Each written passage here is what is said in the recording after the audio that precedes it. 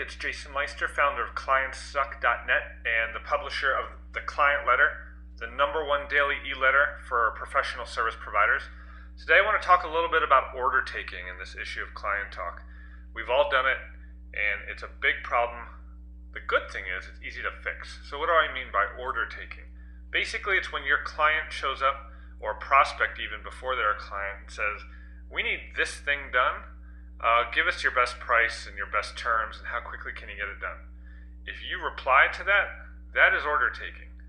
And the reason that will create such a drain on your business is because there are only two ways really that can go. Really, there are only two things that a client in that position cares about if you respond, and that is price and that is speed. And you do not want to compete on either of those as a regular way to do business, because there's no reason to. So let's say a client comes to you, let's say you're a web designer, and they say, we need this website designed, and we want it to look like XYZ, and we want it to have this and this and this functionality, and throw this extra thing in. How much is that going to be? You have a choice at this point. You can either assume the role of an order taker, which is what most service professionals do. This is how we've all been trained. We've been trained to answer questions and to respond. We have not been trained to question much of anything. So you can either respond to that and instantly become an order taker, or you can do something a lot smarter, and that is become a professional. So instead of accepting an incoming request like that from a client, again, you're a web designer here in our little scenario, instead of saying, okay, I can do that for X dollars and it'll be done on this date, the smarter thing to do is to simply question the premise that is coming at you from the client. Question their premise. Say, look, I understand what you're saying here. You want a website with this functionality, and of course you want it, as economically as possible, but let me ask you a question. What makes you so sure that this is the best way to proceed to help you reach your goals? And then you shut your mouth, and you wait until they respond.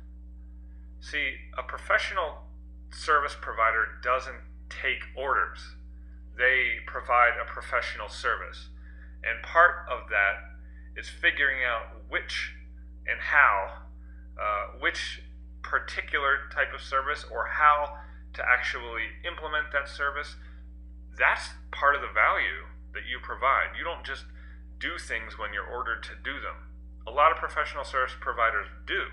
And that's why they find pressure on their fees, and that's why they find pressure on their delivery times. Because they've put themselves in that position. They've basically abdicated their responsibility to be a professional, and they've simply decided to accept the incoming order like they work in a restaurant, and they deliver it. And that's a problem. So again, the next time a client or prospect comes to you and says, I have this project here, how much? The first thing that you can do, and the most valuable thing both for you and for them really, is to simply say, what makes you think that is the best way to proceed here, given the goals that we've discussed that you're trying to achieve? I guarantee you that will save you a lot of lost money and a lot of frustration, because it will prevent you from accepting projects that you shouldn't be doing, and projects where you've been forced to promise the world and now have to try to deliver, okay? If you want the rest of this week's content where we dig deep into issues like this working with clients, subscribe to the Client Letter now. The link is around here somewhere. If not, my name is Jason Leister. I'm the founder of ClientsSuck.net. I will see you next week. Take care.